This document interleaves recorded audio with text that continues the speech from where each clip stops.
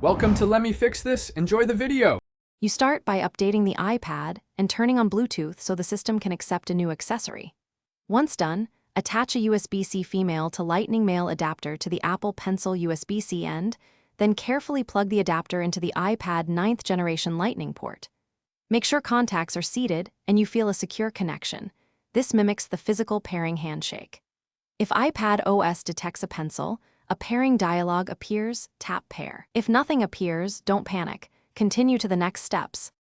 After tapping pair, give the iPad a few seconds to register the accessory and install any small firmware handshake. Once paired, open Notes or Procreate to verify pressure sensitivity, tilt response, and palm rejection. Draw slow strokes and quick flicks to check responsiveness.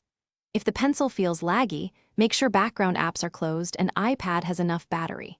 If pairing failed, remove the adapter, toggle Bluetooth off and on, reinsert the adapter firmly, and try again. Small contact issues are often the culprit. Finish by customizing pencil behavior in settings.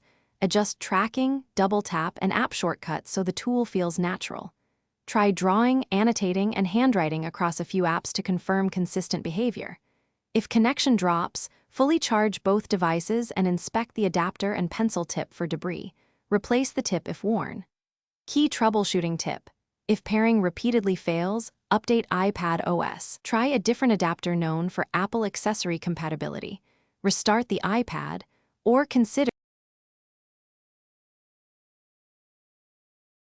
Thanks for watching. If you found this helpful, don't forget to like and subscribe.